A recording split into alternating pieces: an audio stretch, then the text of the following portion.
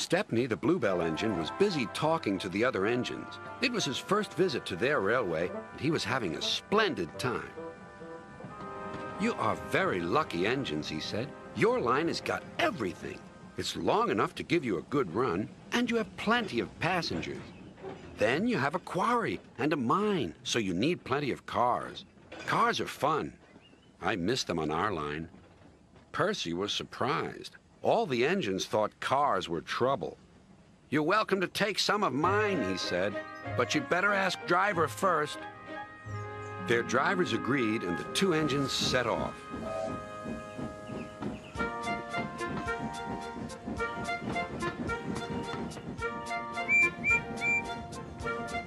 Thomas and Toby were speechless. Stepney took the cars to the harbor.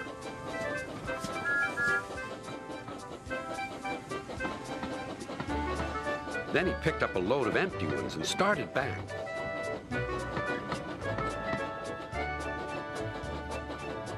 Ahead was a cricket field. The game had just begun. Stepney and his driver had to wait at a signal. "Good," said his driver. "We can watch the game." Then there was trouble. The batsman hit the ball. It flew high into the sky toward Stepney's train. Clunk went the signal. Thump went the ball into a car, but neither driver nor fireman heard it. "Stop!" yelled the players, but Stepney didn't hear them. Come along," he puffed to the cars. "Our one and only ball!" cried the players. "Wake up, Caroline," they said to their old car. "The chase is on." Caroline coughed crossly and rolled down the road. Stepney wasn't hurrying. Caroline soon came up behind. "Toot, toot," she wailed.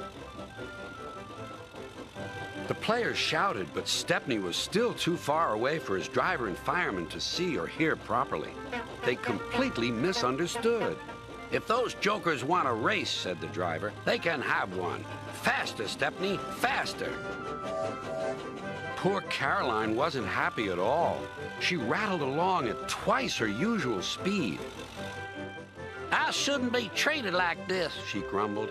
"This pace is too hot for my system. It'll fuse all my circuits." Suddenly, Stepney was nowhere to be seen.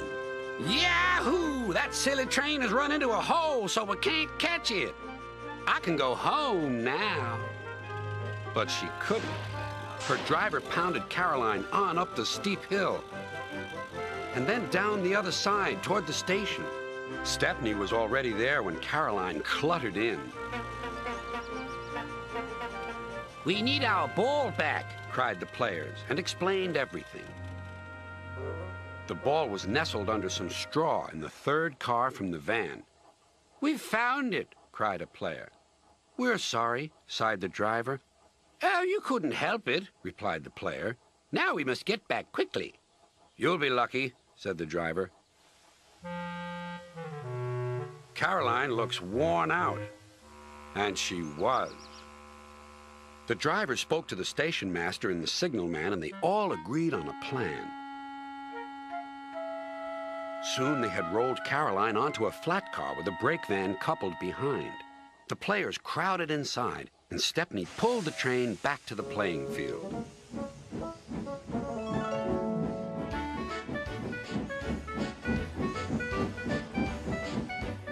Everyone enjoyed watching the game.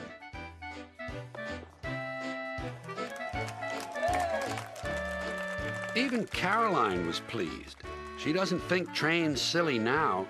They have their uses. They can save wear and tear on a poor car's wheel. The island of Sodor had many visitors, and the fat controller had scheduled more trains. Gordon, the big engine, had to work harder than ever before. "Come on," he called to the coaches. "Come on, come on, come on. The passengers rely on me to be on time."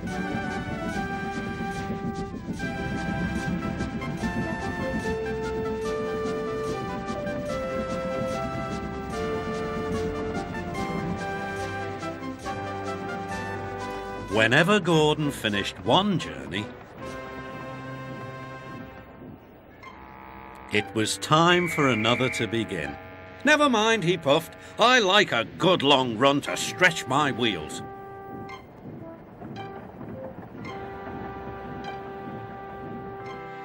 Even so, the Fat Controller decided that Gordon needed a rest. James shall do your work.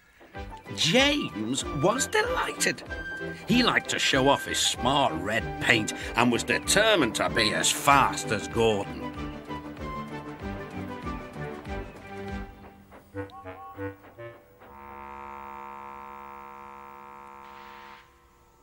You know, little Toby, he boasted, I'm an important engine. Everyone knows it. I'm as regular as clockwork, never late, always on time.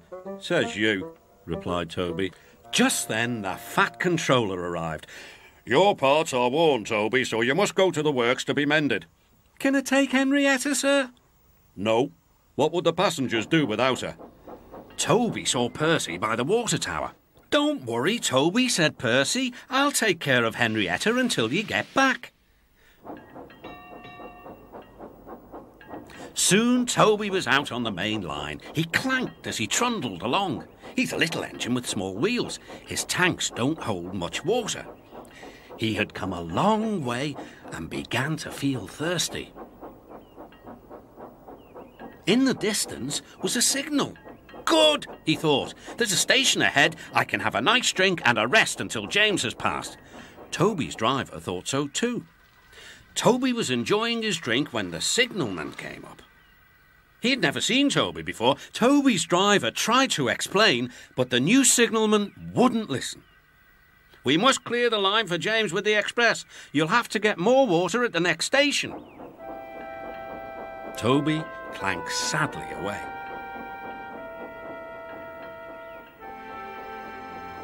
Hurrying used a lot of water, and his tanks were soon empty. Poor Toby was out of steam and stranded on the main line. We must warn James, said the fireman. Then he saw Percy and Henrietta. Please, take me back to the station. It's an emergency. Henrietta hated leaving Toby. Never mind, said Percy. You're taking the fireman to warn James. That's a big help. Henrietta felt much better. James was fuming when he heard the news. I'm going to be late. My fault, said the signalman. I didn't understand about Toby. Now, James, said his driver, you'll have to push Toby. What, me? Me? Push Toby and pull my train too? Grumbling dreadfully, James set off to find Toby.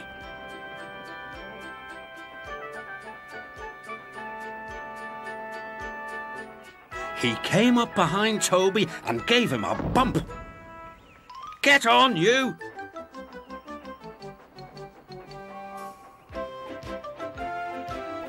James had to work very hard.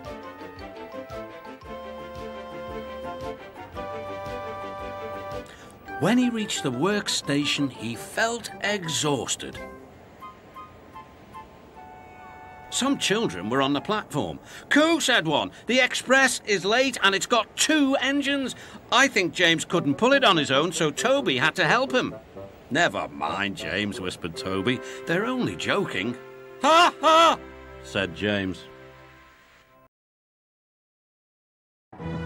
Thomas and Percy enjoy working in the docks. They like the sea air and the sound of the gulls. But one day the friends were feeling hot and bothered. A crane was causing trouble. His name is Cranky, and this was his first day at the docks.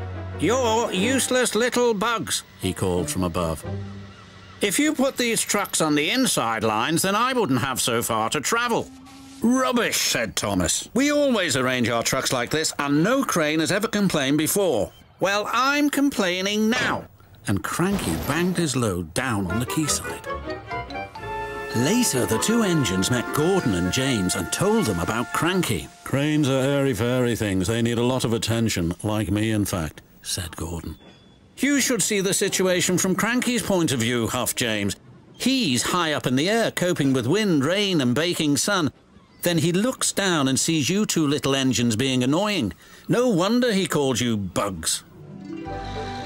When Cranky heard that the big engines agreed with him, he grew bossier still. Come on, push those trucks closer to me.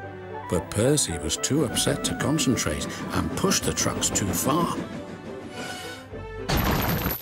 Poor Percy. Then, Cranky played a trick on Thomas. Push your trucks onto the outside line. It's easier for me to load up. So Thomas did.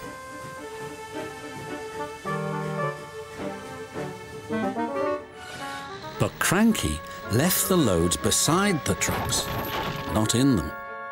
You must have known my arm can't reach you there, complained Cranky. This mix-up caused confusion and delay. The Fat Controller was most upset. Thomas and Percy, this new crane has an important job to do.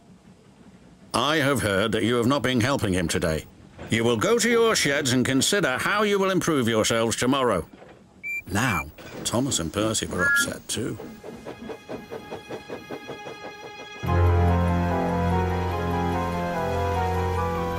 That evening, a big storm raged across the island.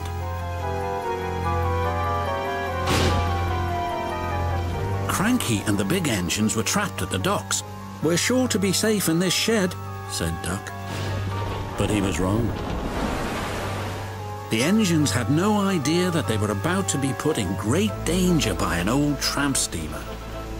It was out of control and running aground straight into the sheds.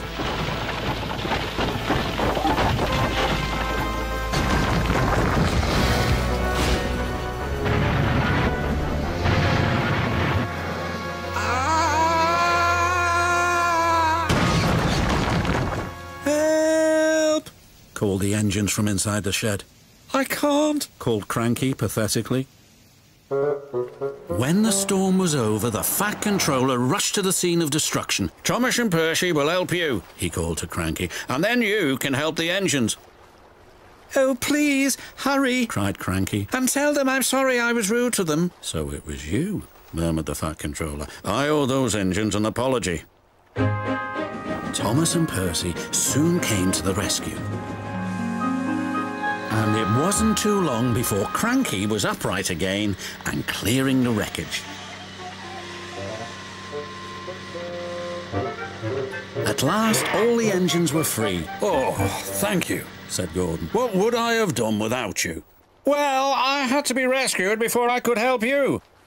But I never thought it would be by a couple of Cranky was about to say bugs, but he quickly corrected himself.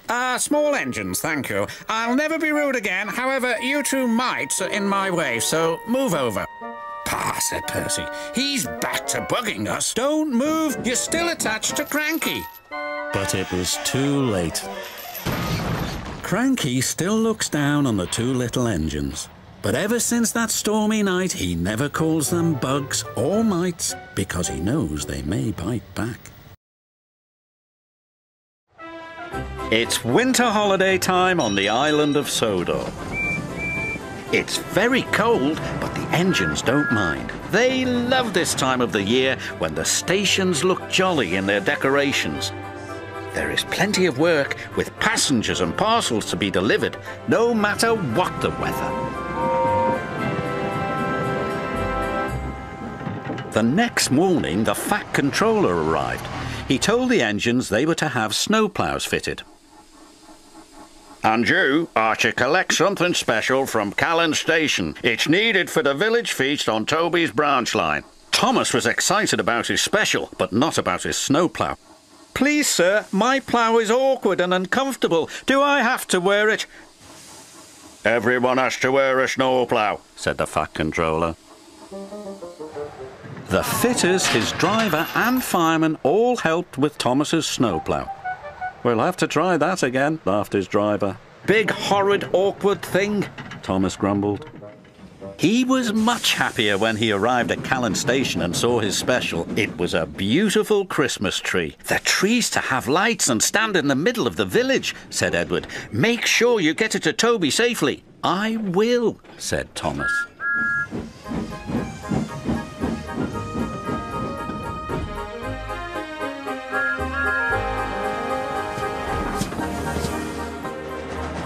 Thomas arrived at Maithwaite and Toby was very happy to see him. "The villagers will be delighted with this tree," Toby said. "I'm glad you have your snowplough. I can't clear the snowdrifts by myself."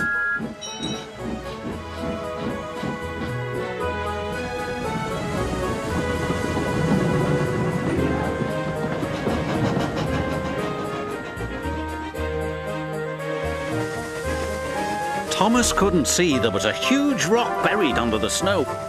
Suddenly his snowplough hit the rock. "Bouncing buffers!" exclaimed Thomas. "My plough is broken!" His driver tried to stop, but the broken plough hit the water tower. "Cinders and ashes!" exclaimed Thomas. "We can't go any further," said Thomas's driver, "and there's no one to help us." "But the villagers need their tree," said Thomas. "Let me try again. I'm sure I can make it." It wasn't easy without a snowplough, but Thomas was determined.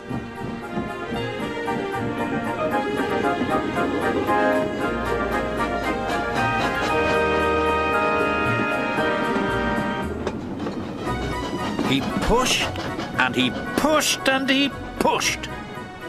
Thomas was trying as hard as he could, but there was just one snowdrift after another.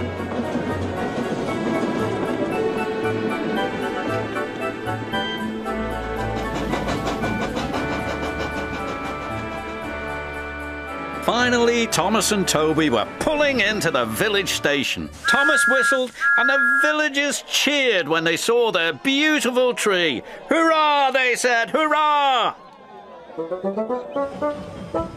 The next day, the Fat Controller sent for Thomas. Thomas was worried. What would the Fat Controller say about his broken snowplough? But the Fat Controller wasn't cross. He was very pleased.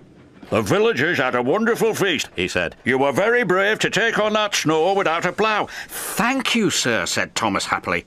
"As you know," continued the Fat Controller, "there are no spare snowploughs, so you'll just have to do without yours for a while."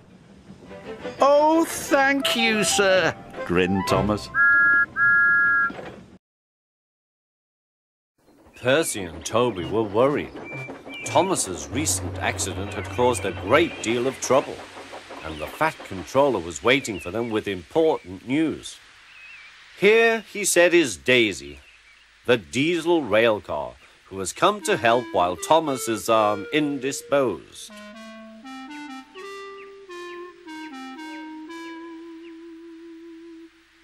"Please, sir," asked Percy, "will she go, sir, when Thomas comes back, sir?" "That depends," said the Fat Controller. "Meanwhile, however long she stays, I hope you will both make her welcome and comfortable." "Yes, sir, we'll try, sir," said the engines. "Good. Run along now and show her the shed. She will want to rest after her journey."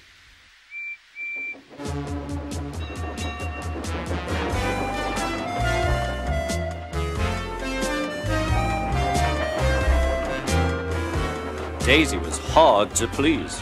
She shuddered at the engine shed. "This is dreadfully smelly. I'm highly sprung, and anything smelly is bad for my swerves." Next, they tried the carriage shed.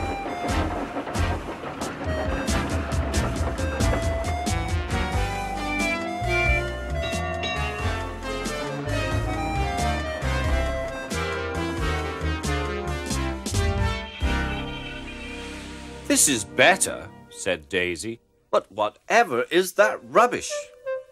The rubbish turned out to be Annie, Clarabelle and Henrietta, who were most offended. "We won't stay here to be insulted," they fumed. Percy and Toby had to take them away and spend half the night soothing their hurt feelings.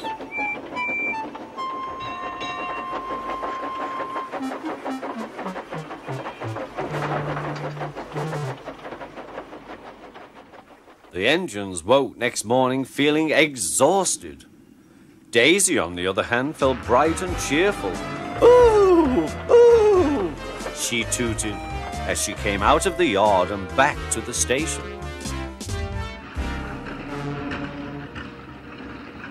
Look at me, she purred to the passengers. I'm the latest diesel, highly sprung and right up to date. You won't want Thomas's bumpy old Annie and Clarabelle now.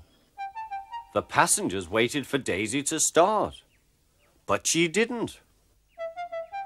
She saw that a milk van was about to be coupled to her and was most indignant. Do they expect me to pull that? Surely, said her driver, you can pull one van. I won't, said Daisy.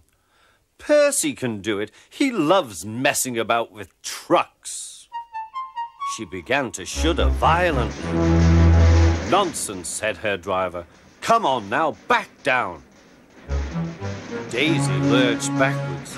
She was so cross that she blew a fuse. Told you, she said, and stopped. Everyone argued with her, but it was no use. It's fitter's orders, she said. What is? My fitter's a very nice man. He comes every week and examines me carefully. Daisy, he says, never, never pull. You're highly sprung and pulling is bad for your swerves. So that's how it is, finished Daisy. Stuff and nonsense, said the station master. I can't understand, said the shunter. Whatever made the Fat Controller send us such a feeble, spluttered Daisy. Let me. Stop arguing, grumbled the passengers. We're late already. So they uncoupled the van, and Daisy purred away, feeling very pleased with herself. She could now enjoy her journey. That's a good story, she chuckled. I'll do just what work I choose and no more. But she said it to herself.